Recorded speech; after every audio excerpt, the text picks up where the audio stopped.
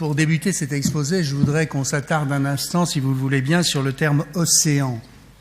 On en a beaucoup parlé aujourd'hui, mais nous savons à peu près à quoi sert l'océan. La liste est longue de ses attributs et de ses ressources, mais au-delà de l'inventaire de ses richesses, il faut, me semble-t-il, s'interroger sur la raison même de son existence. Nous savons qu'une réalité complexe est supérieure à la somme de ses parties, et l'océan en particulier ne peut se comprendre par une simple addition de ses attributs. Il faut donc dépasser la question de savoir à quoi sert l'océan et se demander pourquoi, pour quelles raisons fondamentales, notre planète est-elle couverte majoritairement d'eau salée. On a représenté tout à l'heure, vous connaissez bien ces vues qui sont prises dans l'espace, et celle-là nous est particulièrement familière puisque elle est centrée sur l'Europe et elle est même prise à la verticale de Paris. Cette autre vue, qui est prise cette fois à la verticale des îles Marquises, et je vous rappelle que les îles Marquises, c'est aussi la France. Cette autre vue prise à la verticale des îles Marquises, évidemment, n'est pas du tout la même, et on voit pratiquement pas, c'est pas truqué, hein, on ne voit pratiquement pas de terre. C'est pourquoi les premiers astronautes émerveillés ont parlé de planète bleue. Alors la mer sert à beaucoup de choses, à beaucoup plus qu'on l'imagine a priori. On peut se demander d'ailleurs ce qu'il adviendrait de notre planète sans ces océans. La réponse est sans appel, aucune vie ne serait possible, on l'a dit largement ce matin, et notre Terre serait probablement tout simplement une autre lune. L'océan, je ne reviendrai pas sur le détail, mais l'océan est aussi la machine géothermique qui permet de réguler les températures et le climat, etc., etc. On en a longuement parlé ce matin. Et puis, ça a été rapidement évoqué, l'océan recèle en quantité quasi illimitée à peu près toutes les ressources nécessaires à la vie de l'humanité. Mais bien avant que soient connus tous ces attributs géophysiques, l'océan mondial a été et reste par excellence l'espace de liaison entre les peuples. D'abord parce que c'est un milieu continu, fluide, libre de toute entrave et sans frontières. Ensuite, par la facilité qu'offrent les navires, vecteurs privilégiés des échanges de marchandises depuis des temps immémoriaux. Et enfin, et par conséquence, parce que la quasi-totalité ou la large majorité de la population mondiale est maintenant concentrée sur les littoraux et le long des grands fleuves. Le réseau maillé et évolutif des routes maritimes, je représente là juste les routes d'un grand armateur au porte-conteneurs, structure avec ses points nodaux, qui sont les ports et les détroits, la planète pour le transport des marchandises et des biens matériels. Historiquement, la mer Rouge, les bouches du Tigre et de l'Euphrate, celle de l'Indus, les côtes indiennes et le détroit de Malacca, porte de l'Extrême-Orient, sont reliés par voie maritime depuis au moins 5 millénaires. C'est la fameuse route traditionnelle, j'allais dire, qui relie la Méditerranée et d'une façon générale l'Europe et l'Asie. Cette grande route, c'est la première historiquement, c'est toujours la première au point de vue économique et au point de vue du coût des marchandises transportées aujourd'hui. Cette route existe depuis 5 millénaires. Un navire de la Compagnie des Indes orientales transportait autant de marchandises qu'une improbable caravane de plusieurs centaines de chameaux empruntant la route terrestre de la soie. Aujourd'hui, un seul porte-conteneur, grand porte-conteneur, charge l'équivalent de 10 000 camions semi-remorques ou de 1500 Airbus A380 cargo. Et le coût de transport d'un conteneur de 20 tonnes entre la Chine et l'Europe équivaut à celui d'un seul passager par avion.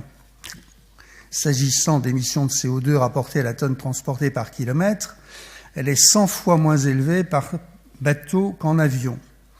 Pour donner une autre image de l'empreinte du transport maritime sur la mondialisation, si vous prenez un centre commercial et que vous en retirez les marchandises qui ont transité par voie de mer, il en restera à peu près 10% seulement sur les étagères. À l'aplomb de cette sorte de filet des routes maritimes de surface, des centaines de milliers, millions quasiment, de kilomètres de câblage et fibres optiques tissent au fond des mers le maillage par où transitent 99% des communications mondiales.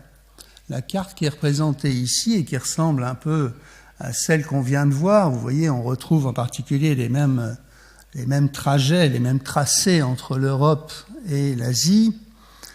Cette carte date de 1901 et c'est simplement les câbles, les réseaux sous-marins qui existaient déjà à cette époque, en 1901. Vous voyez que le monde était complètement câblé. Lorsque vous téléphonez d'ici à Shanghai, votre communication ne passe évidemment pas par satellite, ça coûterait beaucoup trop cher, mais passe par Marseille, Alexandrie, la mer Rouge, Bab el-Mandeb, le détroit de Malacca, et remonte vers Shanghai. Et trace exactement sous l'eau le trajet de la route maritime de surface de 18 000 km. Sans ces réseaux à haut débit aujourd'hui, il n'y aurait tout simplement pas d'Internet, donc pas de mondialisation telle que nous la connaissons. Et d'une façon générale, ces réseaux de transport de biens matériels en surface comme immatériels, surtout sous l'eau, à très bas coût, sont les principaux vecteurs d'un écosystème mondialisé qui consacre de facto l'interdépendance inexorable des économies et des moyens de communication. Je dirais que fondamentalement, la mer est donc le vecteur premier de la mondialisation. La deuxième spécificité essentielle des océans, nous en avons largement parlé aujourd'hui, est d'être la source de la vie.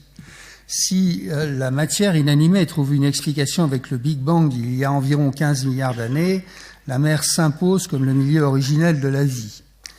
Et je dirais que le plasma humain en conserve d'ailleurs la mémoire, puisque sa composition ionique est, vous le savez, très proche de celle de l'eau de mer, ce qui n'est pas tout à fait indifférent. Car tout le déroulé de l'histoire de la vie sur notre planète, celle qui aboutit à la vie humaine avec ses circonvolutions, ses tâtonnements, ses adaptations à des milieux extrêmes au fond des océans, depuis les organismes monocellulaires primitifs jusqu'aux émergences des espèces évoluées, tout cela est inscrit dans la mer, sous nos yeux émerveillés, qui n'en connaissent cependant pas plus de quelques pourcents, il faut le rappeler et insister sur ce pourcentage ridicule. C'est donc pas le bleu de la mer, le bleu d'un désert que les astronautes contemplent du ciel, c'est le bleu de la vie. Alors ce trésor encore largement inconnu est pour l'essentiel situé dans les océans du Sud, de sorte que la France, grâce à ses immenses zones économiques exclusives, notamment dans le Pacifique et dans l'océan Indien, vous voyez que la zone économique simplement de la Polynésie, qui est la plus grande, ça fait quand même 5 millions de kilomètres carrés, c'est largement plus grand que l'Europe. Avec ces zones économiques exclusives du Pacifique Sud et de l'océan Indien, la France a donc sous sa responsabilité une part très significative de cette richesse, qui reste à explorer et à comprendre. Un seul kilomètre carré de récif corallien équivaut en effet à la biodiversité marine totale de la France métropolitaine. Et nos ZE outre-mer ne contiennent pas moins de 20% des atolls et récifs coralliens du monde. Alors les ressources terrestres s'épuisent ou sont menacées, nous en sommes tous conscients. Seule la mer pourra satisfaire à terme les moyens supplémentaires en espace vital, énergie, eau, médicaments, nourriture, nécessaires à l'augmentation de la population mondiale et au niveau de vie. Mais ces richesses ne sont pas d'accès facile. Le plus souvent, le milieu marin a été considéré comme hostile pour l'homme et chaque avancée significative de la conquête des océans a nécessité à la fois une forte volonté et une maîtrise des sciences et techniques les plus sophistiquées. Les grandes découvertes ont été le fait de souverains visionnaires et de capitaines aventureux, mais aussi de savants versés dans toutes les disciplines auxquelles l'Académie des sciences a d'ailleurs apporté une contribution très déterminante. Certes, l'environnement maritime est plus contraignant, le milieu est plus difficile, mais il s'avère également plus complexe et donc plus riche, plus diversifié, plus prometteur. Du fait de ces difficultés techniques inhérentes au milieu, aujourd'hui comme hier, seules quelques grandes nations, et rares, j'allais dire, nations comme la France, ont la capacité d'explorer le fond des océans, de faire des campagnes de recherche in situ, comme celle dont on nous a parlé tout à l'heure, ou de concevoir des navires et engins sophistiqués qui permettront de connaître, puis d'exploiter intelligemment à terme les richesses marines. Depuis toujours, l'expédition maritime est une opération lourde, complexe et risquée. Rappelons, pour ceux qui ne le savent pas, que pour commanditer ces expéditions, nos ancêtres ont inventé la banque, l'assurance, le concept de risque mesuré et le droit international.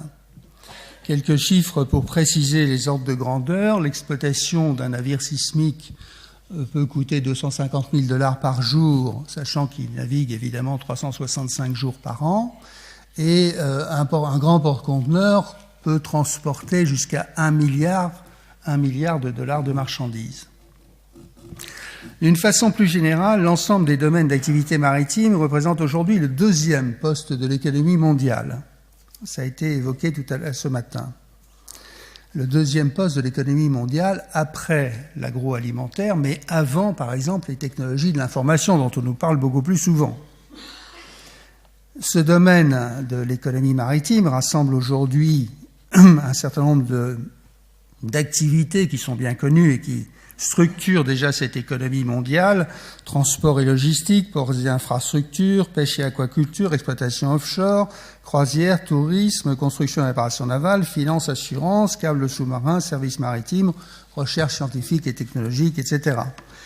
Mais il y a aussi des domaines émergents très dynamiques. Une nouvelle ère de développement de l'exploitation des ressources des océans est désormais ouverte pour l'exploration puis l'exploitation des minerais sous-marins, comme on le voit ici. C'est une image qui est, prospective, mais on parle bien d'exploration d'abord avant l'exploitation, ainsi que pour les énergies marines renouvelables. Alors ça, c'est quelque chose qui est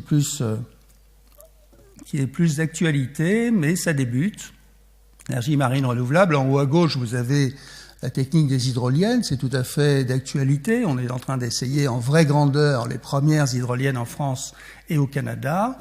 C'est une première mondiale, une première en vraie grandeur, pas quelque chose d'expérimental. Donc des engins qui ne sont pas comme celui que vous voyez là, mais c'est le même, mais avec 18 mètres de diamètre. En haut à droite, vous avez l'énergie thermique des mers. Ça, c'est quelque chose c'est une machine thermique qui utilise le différentiel de température entre les eaux de surface et les eaux sous la mer à environ 1000 mètres. Dans les zones tropicales et surtout équatoriales, c'est prometteur, mais c'est compliqué technologiquement, donc c'est pas tout à fait encore au point. Mais on est vraiment dessus, notamment à Tahiti, à La Réunion et même aux Antilles. Et là aussi, on est en première mondiale.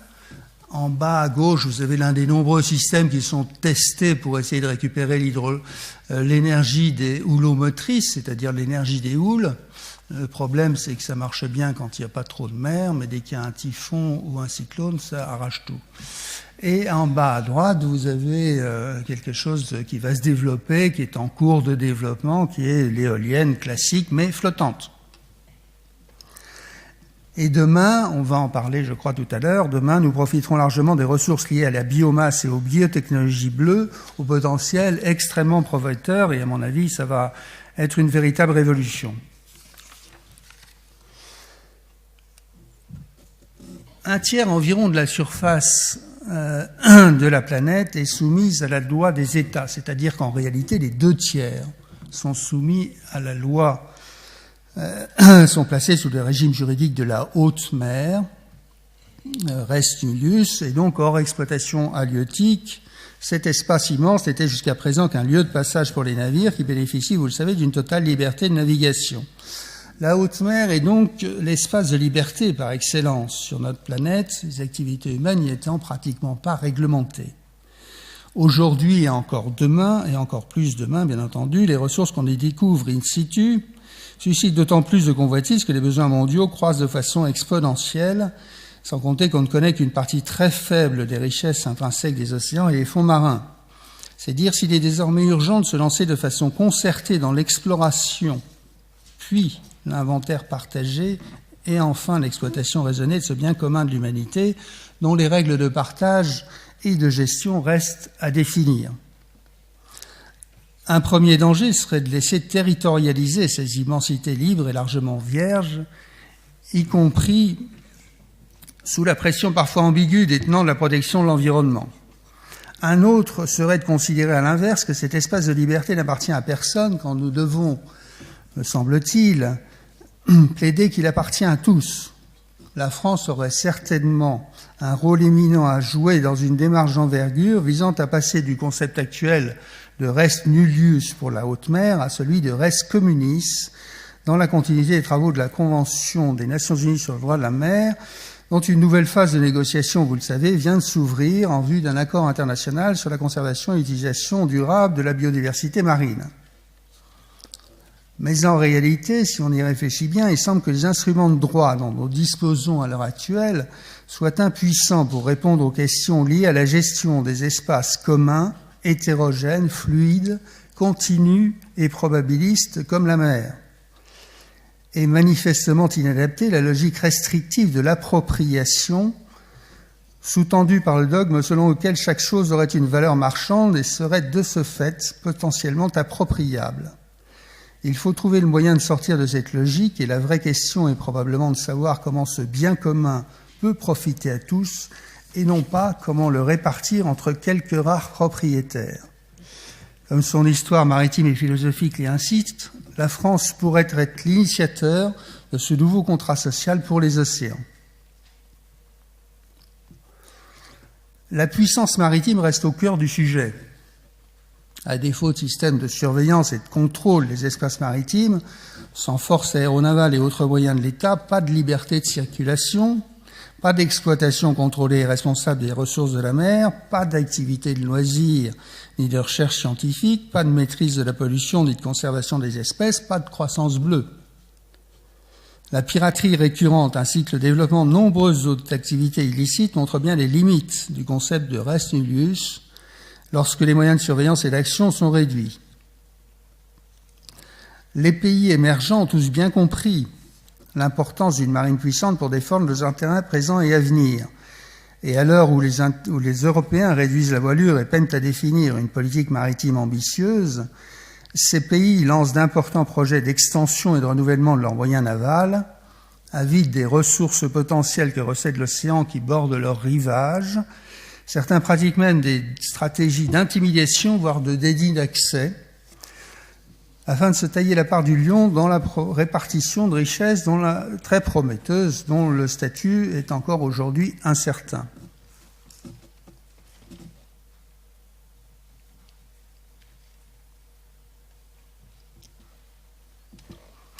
Alors retournons dans le Pacifique.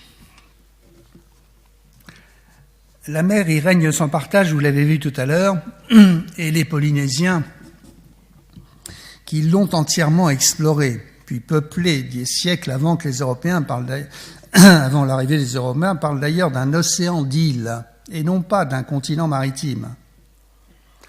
En contemplant et parcourant cet espace interminable, 20 000 km d'est en ouest et 14 ou 15 000 du nord au sud, on pénètre le sens du mot immensité, immensité spatiale comme immensité temporelle. On comprend aussi que cette réalité tangible mais insaisissable nous dépasse et que l'homme ne pourra jamais la dominer ni se l'approprier, bien entendu, au sens physique du terme. On comprend encore que c'est un espace vivant, incroyablement riche en biodiversité, à la fois berceau et mémoire de la vie sur la planète. On comprend enfin que le miroir de sa surface sert en quelque sorte de réceptacle à l'univers céleste dont les myriades d'étoiles se reflètent dans ses eaux. C'est d'ailleurs en contemplant le ciel que, je cite Alain Gerbaud, les descendants des dieux de la mer, les plus grands navigateurs de tous les temps, ont trouvé les repères nécessaires à leurs navigations océaniques sans carte ni instrument d'aucune sorte, ce qui reste pour nous un mystère. Unique au monde par l'extension de son espace géoculturel, je parle de la civilisation polynésienne et il s'agit là de 40% de la surface du globe, ce n'est pas tout à fait négligeable, et sa longévité, 6 ou 7 millénaires, La civilisation océanienne n'a pas encore fait l'objet d'un intérêt marqué hors d'un cercle restreint de spécialistes. À l'heure de la mondialisation et de l'importance grandissante de la mer pour notre avenir commun, l'expérience inédite des peuples de l'océan peut nous apporter beaucoup dans la façon d'appréhender les réalités maritimes. Les Polynésiens nous montrent en effet jusqu'à quel point on peut comprendre et surtout aimer la mer. Probablement inégalable, leur intelligence du milieu marin a atteint très tôt dans l'histoire sa plénitude, de nombreux siècles avant que nos ancêtres ne les découvrent dans l'immense désert des mers du Sud. Dans la cosmogonie et l'histoire océanienne, c'est en termes de fusion et non d'extériorité ou de fractionnement qu'est comprise la relation de l'homme avec son environnement, et notamment, évidemment, maritime. L'anthropologue Epeli Aofa parle de lignes imaginaires sur la mer, créant des frontières coloniales qui, pour la première fois, enfermaient les peuples de l'océan dans de petits espaces. S'agissant de l'exploitation des ressources naturelles en général et halieutiques en particulier, leur mode de gestion traditionnel repose sur le principe des communs, largement pratiqué dans le monde encore aujourd'hui, et pas du tout simplement en Polynésie, mais largement encore en Afrique, etc. Le principe des communs avec ses trois piliers. Le premier est la communauté, qui bénéficie des communs, mais qui en est également responsable dans le long terme. Deuxième élément constitutif, les biens ouverts au partage, quels qu'ils soient. Terre, eau, littoraux, maisons communes, mythes, lieux de culte, dieux, etc. La communauté se sent partie prenante de ces biens. Ensemble, ils forment un même tout, de sorte que porter atteinte à l'un affecte aussi les autres. Troisième pilier, les règles de gestion, établies par la communauté, qui prennent des formes très variées selon les lieux, les usages, les circonstances et les besoins. Cette organisation traditionnelle répond bien sûr aux besoins en ressources vitales pour les personnes de la communauté et organise leur exploitation et leur partage, mais elle va en réalité beaucoup plus loin parce qu'elle fonde le lien social interne en étroite relation avec les ancêtres. Elle s'inscrit aussi dans une dynamique d'échanges traditionnels et symboliques avec les autres communautés reliées par de vastes réseaux maritimes. La pratique en vigueur localement consacre donc un certain nombre de règles de gestion communes reposant dans le monde polynésien sur le principe traditionnel dit du raoui. Vous voyez là un exemple qui est le partage des fruits d'une pêche communautaire aux Australes. Donc toute la communauté s'est mise à la pêche et chacun a rapporté ce qu'il pouvait rapporter et on partage équitablement, vous voyez, et chacun repart avec sa part. Mais on ne pêche pas n'importe quand, n'importe où, ni n'importe comment. Ce principe, il s'agit en fait d'interdire ou d'autoriser telle ou telle récolte ou pêche de telle espèce à tel endroit, à des moments déterminés et selon des techniques appropriées, individuelles ou communautaires. C'est très détaillé. Cette gestion intelligente et durable, dont la pertinence et la pérennité sont attestées par des millénaires d'expériences concrètes, repose en réalité sur une connaissance très approfondie des espèces et de l'environnement, avec une déclinaison spécifique au niveau de chaque communauté. Et à cet égard, il est extrêmement significatif qu'on parle localement d'aires marines gérées plutôt que protégées, et que se refuse par ailleurs à séparer artificiellement les espaces contigus maritimes et terrestres. Ce sont des gens qui vivent sans frontières. Les savoirs traditionnels sont au cœur des débats sur les développements durables. Des études scientifiques comparatives ont mis en évidence l'efficience de ces pratiques intégrées dans le Pacifique au regard des critères de résilience vis-à-vis notamment des accidents climatiques. En d'autres termes, les savoirs anciens apparaissent aujourd'hui souvent plus pertinents et mieux adaptés à bien des égards que ceux mis en œuvre par des sociétés réputées modernes. Face aux défis complexes et multiformes du changement climatique, ce qui ressort d'études de terrain réalisées notamment dans les îles Kiribati et les îles Tuamotu, à l'initiative de l'Agence française de développement, n'est pas tant la différence entre deux situations qui sont fortement différenciées depuis 2 siècles, après les contacts avec les Européens, les premiers contacts avec l'Europe et l'Amérique, que la similitude des défis actuels et la nécessité d'y répondre à la fois dans ce qu'ils ont de direct et d'immédiat, mais aussi de prévisionnel et de différé. Il ne s'agira pas seulement d'abandonner une méthode de développement menant structurellement à une crise environnementale, modèle qui domine encore sous forme d'infrastructures lourdes et d'économies fortement carbonées, mais encore d'adapter au temps présent une résilience socio-économique à l'empreinte plus légère et à l'assise beaucoup plus large, celle justement des sociétés traditionnelles qui leur a permis de se développer durant des siècles tout en faisant face à des catastrophes climatiques récurrentes sur les atolls du Pacifique. C'est pas tout à fait nouveau. Comme le démontre la recherche historique, ces sociétés très mobiles ont su respecter leur environnement terrestre et aquatique tout en l'utilisant avec une connaissance incomparable des ressources locales, ressources beaucoup plus riches et diverses que celles qui ont été retenues par l'économie de marché introduite par les Européens depuis le XIXe siècle. Dans le cadre de la COP 21, les dirigeants des États et territoires polynésiens, réunis sur le site hautement symbolique du marais de Tapu-Tapuatea à Raiatea, déclaré d'ailleurs solennellement le 16 juillet 2015, je cite, « Nous sommes le peuple du plus grand océan du monde. Nous, le groupe de dirigeants polynésiens, sommes la voix de l'océan Pacifique. Nous réaffirmons notre intime relation historique et culturelle avec notre océan et la nature. Nous, le peuple de la pirogue, avons su traverser le temps et relever les nombreux défis pour nous adapter, construire notre résilience et continuer d'exister. Nous déclarons que pour une justice inter- et intragénérationnelle entre populations issues d'une histoire partagée, il est de notre responsabilité de préserver nos cultures, de gérer notre océan et de protéger nos terres. Reconnaissant que nous ne possédons pas la nature, mais que nous en sommes que les usufruitiers, nous nous engageons à soutenir un développement durable. Alors que notre sensibilité nous pousse à mieux prendre en compte les interdépendances entre l'homme, la science et la nature, notamment dans ces vastes espaces maritimes si riches d'avenir pour l'humanité, c'est dans la mémoire de ces populations et dans le réservoir d'expériences accumulées de génération en génération qu'il faut, me semble-t-il, poser les fondements d'une approche écologique intégrale de l'océan et de ses îles. Cela étant, nous devons avoir conscience de la difficulté de communication entre ces deux cultures de nature très différentes.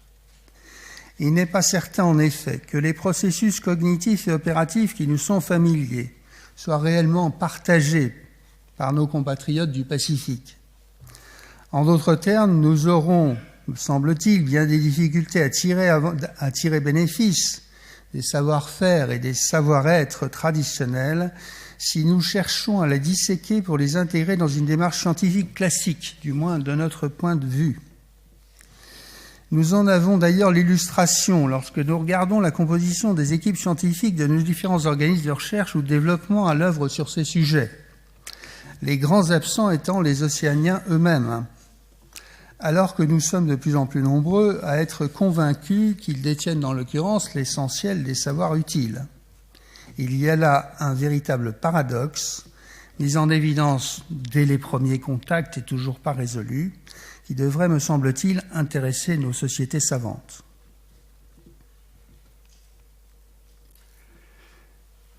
L'idée d'un océan bien commun de l'humanité restera probablement une utopie si l'on poursuit la logique actuelle qui consiste à vouloir tout valoriser de façon exclusivement matérielle ou financière, en fractionnant systématiquement la réalité vivante en entités mesurables et appropriables. Si en revanche, nous souhaitons un regard plus responsable sur les relations entre l'homme et la nature, si nous considérons que la mer est le laboratoire de la vie et la mémoire de l'humanité, si nous ne voulons pas qu'elle devienne un Far West américain, d'où on aurait chassé les habitants indésirables, si nous pensons qu'il y a d'autres façons pertinentes de gérer intelligemment et de façon durable que de créer des frontières artificielles, d'instaurer des exclusivités, de concéder des monopoles ou encore d'échanger des quotas de poissons contre des émissions de CO2, si nous sommes convaincus enfin que tout est lié et qu'il faut aborder la question fondamentale de cet océan d'îles avec une vision écologique intégrale, alors je suggère que nous écoutions un peu plus les peuples de la mer. Ils la connaissent et la comprennent beaucoup mieux que nous, et ont su en partager intelligemment les fruits de génération en génération. Avec eux, remettons en œuvre et multiplions les pratiques traditionnelles pertinentes dans la logique des communs et du Raoui. Retrouvons et valorisons ces sagesses humanistes, à commencer par celle de notre propre civilisation, que nous avons peut-être imprudemment mise de côté avec nos démarches probablement trop positivistes et désincarnées. Que l'on se place d'un point de vue démographique, stratégique, géoéconomique, scientifique ou écologique, l'enjeu maritime est considérable au niveau mondial. Comprendre la mer, c'est en quelque sorte comprendre le monde qui se présente à nous, un monde de plus en plus global et interconnecté, un monde de flux et d'interdépendance. La mer est non seulement le nouvel espace de développement de la planète, mais aussi la clé principale d'un futur commun à toute l'humanité. L'Union européenne est la première puissance économique et maritime dans le monde. Prises dans leur ensemble, ces nations détiennent encore la plupart des premières places mondiales et des leviers du monde maritime.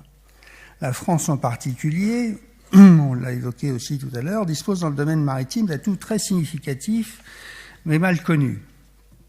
Détentrice de droits, mais aussi de devoirs sur un espace maritime considérable, présente sur tous les océans, bénéficiant de l'héritage des savoirs incomparables de la civilisation polynésienne, d'organismes de recherche renommés, d'industries, d'armateurs et sociétés de services maritimes reconnus au plus haut niveau mondial. On a vraiment beaucoup de sociétés au premier niveau mondial dans le domaine maritime. Disposant d'une marine nationale de tout premier plan, la France est un grand pays maritime qui s'ignore, alors même que sa position, ses compétences et sa responsabilité mondiale au regard de la richesse de ses espaces maritimes devraient être de formidables leviers d'avenir au service d'une véritable ambition politique. La conquête pacifique et raisonnée des immenses ressources mal connues des océans est un enjeu politique, stratégique, économique, social et sécuritaire majeur à la hauteur des défis de la mondialisation. La mer peut offrir aux Français un nouvel horizon de nature à dynamiser leurs ambitions, stimuler leur créativité, tirer bénéfice à la fois des audaces du passé, des opportunités offertes par le présent et des succès que l'avenir leur réserve. De ce point de vue, la mondialisation est une chance qui offre à l'Europe une occasion unique de renouer avec le destin maritime qui a fait sa grandeur depuis l'épopée fondatrice des grandes découvertes. Je pense que le temps est venu d'engager des politiques volontaristes pour que nous puissions transformer utilement cette vision du futur en réalité positive. Je vous remercie.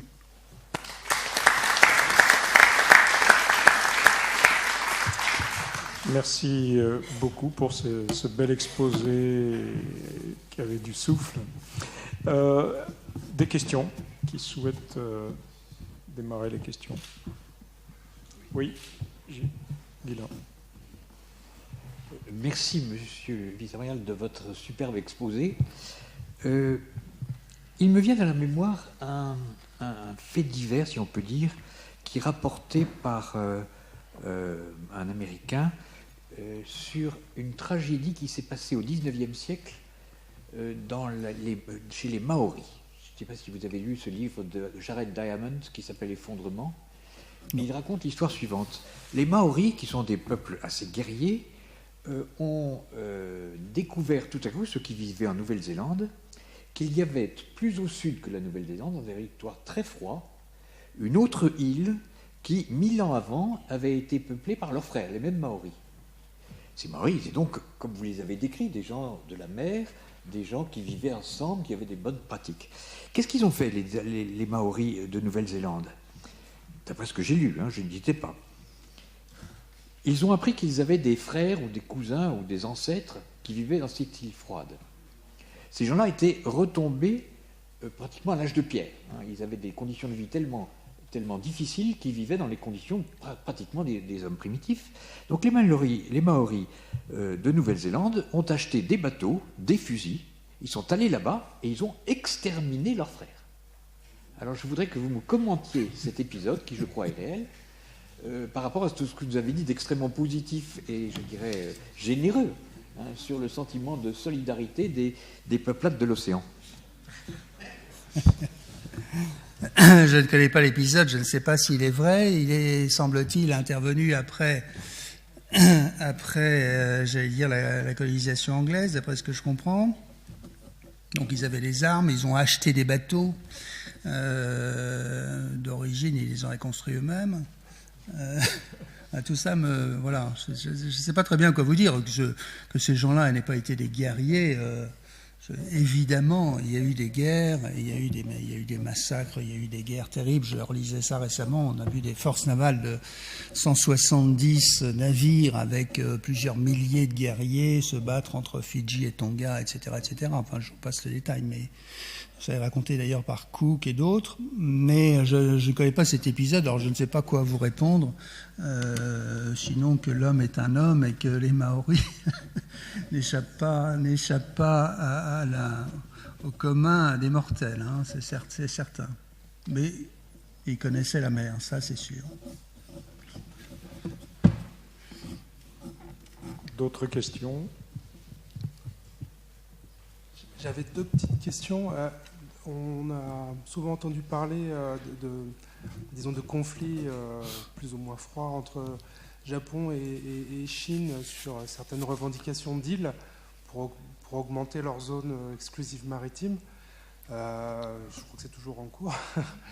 Oui, largement. Est-ce que sur l'espace maritime français, est-ce qu'il y a des zones d'éventuels conflits latents avec d'autres pays?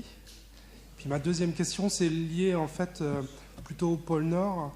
On sait que malheureusement avec le réchauffement climatique, la route du Nord commence à s'ouvrir à certaines périodes de l'année. J'avais lu aussi pareil des revendications entre Canada, États-Unis, Russie pour éventuellement aller exploiter ces ressources, voire changer les routes maritimes.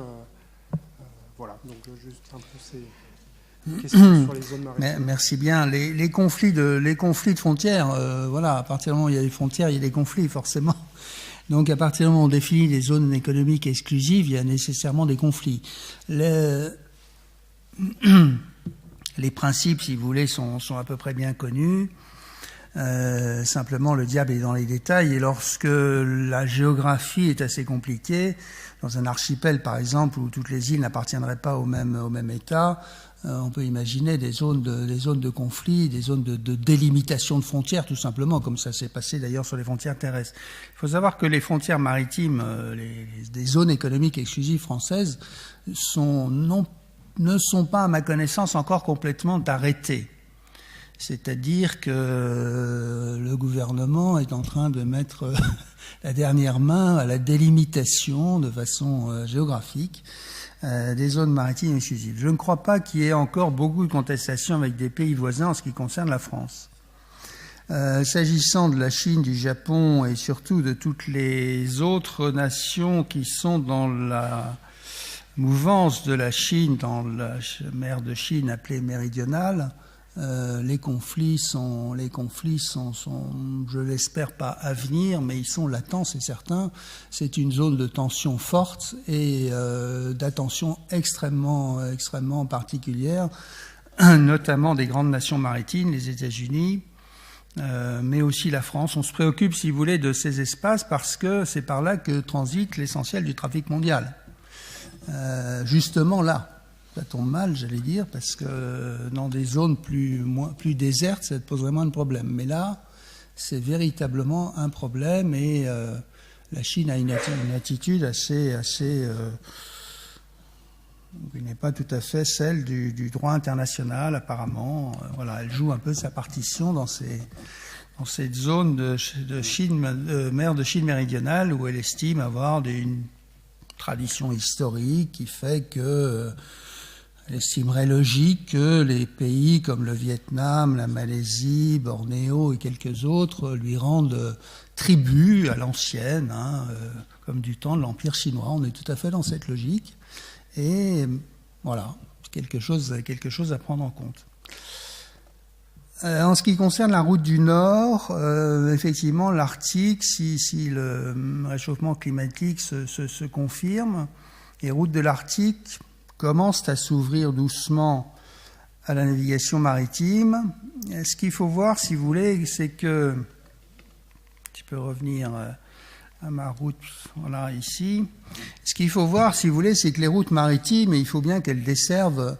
on transporte des marchandises ou des personnes. Enfin, là, dans les routes du Nord, je pense que c'est pas pour faire on fera peut-être un peu de tourisme, mais c'est pas vraiment un transport de personnes.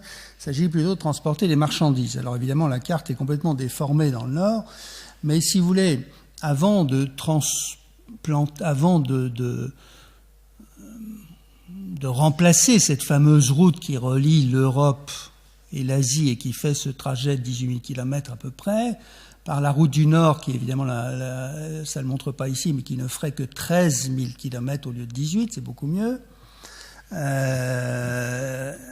Il faut, si vous voulez, qu'il y ait d'abord des marchandises à transporter. Là, vous me direz, on en prend en Chine, puis on les débarque en Europe. Mais malheureusement, c'est pas tout à fait comme ça comment ça se passe, parce on prend des marchines en Chine, d'accord, mais pas seulement là, mais on en prend dans 5 ports différents. Puis ensuite, on va en délaisser un peu au passage à Malacca, puis ensuite un peu là, puis une partie en passant dans le Golfe, ensuite de nouveau en Méditerranée, avant d'atteindre les ports de la... Voilà. Et si vous voulez, concrètement, si vous regardez la démographie du monde, les 2/3 de la population mondiale sont là, demain un peu plus vers l'Afrique, mais aujourd'hui, c'est vraiment là, il y a une énorme population mondiale. Là-haut, il n'y a absolument personne. Donc, on va transporter des minerais, on va transporter des hydrocarbures, du gaz peut-être. C'est déjà doucement en cours, mais on n'est pas du tout prêt. Si vous interrogez un armateur de grands porte-conteneurs, il vous dit, moi, peut-être dans 30 ans, on en reparlera, mais c'est pas du tout dans son scope aujourd'hui. Il étudie même pas la question. C'est pas son sujet. C'est pas son sujet. Parce qu'il faut voir que c'est pas seulement... En plus, il y a des problèmes techniques, hein. C'est ouvert, certes, il n'y a plus de glace peut-être demain, mais il y a des brouillards, il n'y a aucun moyen de sauvetage, il n'y a aucun moyen etc. Les zones ne sont pas hydrographiées, elles sont contestées entre les différents pays. Enfin, on n'est pas prêt de résoudre, si vous voulez, c'est pas le grand boulevard qui va demain supplanter ces fameuses autoroutes qui sont ici, et puis les grands transatlantiques et transpacifiques, qui sont les grandes routes mondiales. Aujourd'hui, à Malacca, il passe environ 80 à 100 000 navires par an. En Manche, là, il en passe 60 000. Là-haut, je crois qu'en 2014 ou 2015, on a parlé de 30, 40 voyages entre l'Est et l'Ouest.